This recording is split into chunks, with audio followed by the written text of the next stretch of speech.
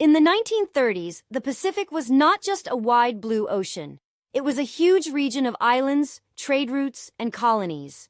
Countries like Japan, the United States, Britain, and the Netherlands all depended on the resources and sea lanes that crossed these waters. Japan had grown into a major industrial power but lacked many of the raw materials it needed.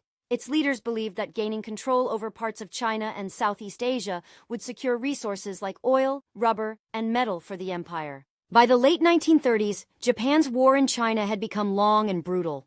The conflict shocked much of the world and strained Japan's economy, while also increasing pressure from other nations that disapproved of its expansion. The United States, which traded heavily in the Pacific, grew more worried about Japanese expansion. American leaders feared that Japan's advance might threaten U.S. territories, allies, and shipping routes in the region. To push back without open war, the United States and other countries began using economic pressure. Embargoes limited sales of oil and other key materials to Japan, hoping to change its behavior without firing a shot. For Japan's leaders, the embargoes created a crisis. Without imported oil, the Navy and Air Force could not operate for long. Some believed that they had to strike quickly to seize new sources of fuel before their existing supplies ran dry. Diplomats from Japan and the United States continued to meet and exchange proposals. Publicly, both sides spoke of peace. Privately, some military planners in Japan began to explore what would happen if negotiations failed. By 1941, the Pacific had become like a powder keg, full of tension and ready to explode. Neither side wanted to appear weak, and both feared what the future might bring. In this dangerous atmosphere, even a small spark could lead to something enormous. Admiral Yamamoto, commander of Japan's combined fleet, believed that if war with the United States was unavoidable, Japan's best chance was a surprise blow that would cripple the American Pacific Fleet at the very start. Pearl Harbor, on the island of Oahu in Hawaii, was the main base of the U.S. Pacific Fleet. If key battleships and airfields there could be destroyed or disabled, Japan might gain time to seize territory elsewhere before America recovered. Yamamoto's plan called for a carrier task force to sail across the northern Pacific in secret. From there, waves of aircraft would launch at dawn and hit Pearl Harbor before defenses were fully awake. Pilots and crews practiced low-level torpedo runs and bombing attacks on mock targets. They trained again and again to hit battleships, airfields, and other key points quickly and in a carefully planned order. Pearl Harbor's water was shallower than many torpedoes were designed for. Engineers developed special wooden fins and other adjustments so torpedoes could be dropped from aircraft and still run correctly without plunging into the mud. Secrecy was vital. Only a small circle of leaders knew the full plan. Orders were coded, radios stayed quiet, and even many sailors and pilots did not learn the final target until they were already at sea. The strike had to be timed so that the carriers arrived north of Hawaii in darkness and launched planes at just the right moment. Other Japanese forces would move against Southeast Asia and the Philippines almost at the same time. As the strike force set sail, Japanese diplomats continued to talk in Washington. President Roosevelt and his advisors hoped for a peaceful solution, not knowing that events on the ocean were already moving toward war. Pearl Harbor was the heart of the U.S. Pacific Fleet, with battleships, cruisers, destroyers, and support ships clustered around Ford Island. Admiral Husband E. Kimmel commanded the fleet from this busy base. The U.S. Army, under General Walter Short, handled airfields and land defenses on Oahu. Planes, radar sites, and anti-aircraft guns were meant to warn of danger and protect the island against attack. On most Sundays, life around Pearl Harbor followed a relaxed routine. Many sailors were ashore for rest, churches held services, and some ships scheduled maintenance or inspections rather than high-alert drills. Several battleships lay moored along what became known as Battleship Row, including the Arizona, Oklahoma, and West Virginia. Other vessels were in dry dock or tied up nearby. Aircraft carriers, however, were not in port that weekend. American commanders knew that relations with Japan were tense. They expected possible sabotage or attacks in places like the Philippines, but many believed that Pearl Harbor's distance from Japan made it safer from a sudden strike. On Oahu, new radar sets watched the skies. But the technology was still young. Operators were learning what ordinary air traffic looked like and how to spot something truly unusual among the signals. American patrols also watched the harbor entrance for submarines, but peacetime routines and miscommunication meant that unusual contacts were not always treated as immediate emergencies. As Saturday turned into Sunday, Most people on Oahu had no idea that a carrier force was approaching. The harbor was quiet, the sky clear, and the future about to change in a single morning. Before dawn on December 7, 1941, Japanese carriers sailed in formation north of Hawaii.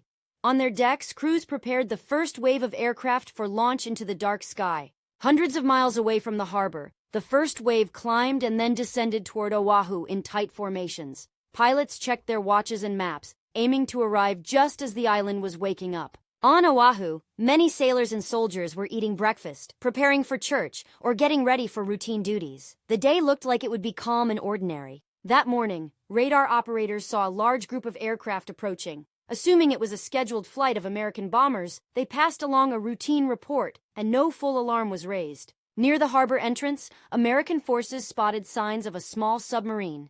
But confusion and delays in communication meant that the warning did not trigger a full-scale response before the planes arrived. As the sun climbed higher, the first wave of Japanese aircraft separated into groups aimed at battleships, airfields, and other targets. The pilots could now see the outline of Oahu and Pearl Harbor growing larger beneath them. Just minutes before the first bombs fell, some sailors were raising flags, others were cleaning decks, and families on shore were stepping onto porches or walking to early services, unaware of what was almost overhead. Then, the quiet morning shattered. Bombs and torpedoes began to fall toward Battleship Row and airfields, marking the sudden start of the attack on Pearl Harbor. The first wave hammered the battleships along Battleship Row. Torpedoes sped through the harbor while high-level bombers and dive bombers aimed at ships and facilities from above. The battleship Arizona was hit by armor-piercing bombs that ignited its forward magazines, creating a massive explosion that wrecked the ship and left it burning fiercely at its mooring. The battleship Oklahoma took several torpedo hits in quick succession. Water flooded in and the ship rolled over, trapping many crew members inside as others struggled to escape or help from nearby vessels. At the same time, Japanese planes struck multiple airfields around Oahu, destroying parked American aircraft on the ground to prevent them from taking off and fighting back. At first, many Americans thought the explosions were drills or accidents. As the scale of the attack became clear, sailors and soldiers scrambled to battle stations and began firing back with whatever weapons they could reach. Across the harbor and island, individuals showed remarkable bravery. Some stayed at their posts to keep guns firing. Others swam through burning oil to rescue shipmates or turned buildings into improvised aid stations. From the sky, Japanese pilots saw columns of smoke rising above their targets. Some felt they were carrying out a necessary duty for their country. Others were shocked by the scale of the destruction they were helping create. As the first wave continued, messages of alarm raced out from Pearl Harbor and Oahu. Nearby bases, ships at sea, and commanders in Washington all began to realize that the unthinkable had happened. After the first wave, a second wave of Japanese aircraft followed, targeting remaining ships, repair yards, and additional facilities. American defenses were now more awake and filled the sky with fire. American gunners, now fully alert, brought more weapons into action. Some attacking planes were shot down or forced to break off, though much of the damage from the first wave could not be undone. On damaged ships, crews fought heavy fires, tried to keep vessels afloat, and moved ammunition away from heat. Damage control efforts saved some ships that might otherwise have been lost forever. Hospitals and clinics on Oahu quickly filled.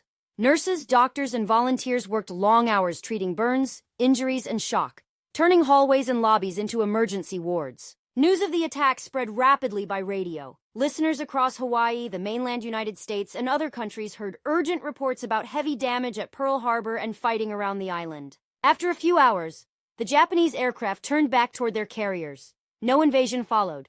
Pearl Harbor was left smoking and scarred, but many crucial facilities, including fuel tanks and repair yards, remained usable. As fires died down, commanders and crews began to count losses. Many ships and aircraft were damaged or destroyed, and thousands of people were dead or wounded. The scale of the tragedy became clearer with each report. People on Oahu worried about the possibility of additional attacks or invasion.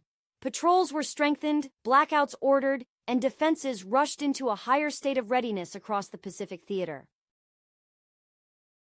In Washington, D.C., news from Hawaii reached President Roosevelt and his advisors. Shock and anger filled the room as they began to piece together what had happened in Pearl Harbor. On December 8th, Roosevelt addressed Congress and the nation.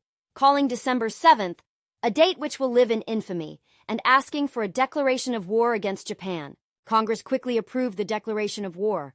Within days, Germany and Italy declared war on the United States, and America found itself fully involved in World War II in both the Pacific and European theaters. In Japan, the attack was initially celebrated as a great victory. But Admiral Yamamoto, who had studied in the United States, is often quoted as fearing they had awakened a powerful opponent who would not easily be defeated. Admiral Kimmel and General Short were relieved of their commands and later criticized for unpreparedness. Debates have continued about how much warning they had and how much anyone could have done to stop the surprise attack. In the United States, fear and anger led to suspicion of Japanese Americans. Many innocent people were forced from their homes and sent to internment camps, a decision now widely seen as a serious injustice. Despite the damage, the United States repaired many of its ships, brought new ones into service, and focused on aircraft carriers and naval aviation. The Pacific Fleet would return to fight in battles across the ocean. Pearl Harbor showed that aircraft carriers and air power had become the new rulers of the sea. Once dominant battleships faded in importance as navies around the world adapted to the lessons of the attack. Over the years, survivors and witnesses have shared stories of courage, teamwork, and sacrifice from that day. These personal memories help us understand Pearl Harbor as more than just ships and statistics. Films, books, games, and documentaries have retold the story of Pearl Harbor many times. Some focus on action and drama, while others try to explore the decisions and human experiences behind the headlines. Today, the USS Arizona Memorial stands above the sunken battleship as a quiet place of reflection. Visitors from around the world come to look down at the ship below the water and remember the lives lost. In later decades, former enemies met as friends at ceremonies in Pearl Harbor and other battle sites. These meetings reminded everyone that individuals can choose understanding and peace after even the hardest conflicts. Pearl Harbor became a case study in surprise attack, intelligence failure, and the importance of communication. Militaries and governments around the world studied it to try to prevent similar shocks in the future. Since 1941, technology has continued to change. Submarines, missiles, satellites, and cyber tools all reshaped warfare. But the core lesson from Pearl Harbor about preparation and awareness still applies. The attack on Pearl Harbor did not just change one harbor or one country. It helped pull the United States fully into World War II, which in turn influenced the outcome of the conflict and the shape of the modern world. Our tiny storytellers remind us that behind every date in a history book are people, choices, and consequences. By learning about Pearl Harbor with care and respect, we can better understand war, peace, and the responsibility that comes with power.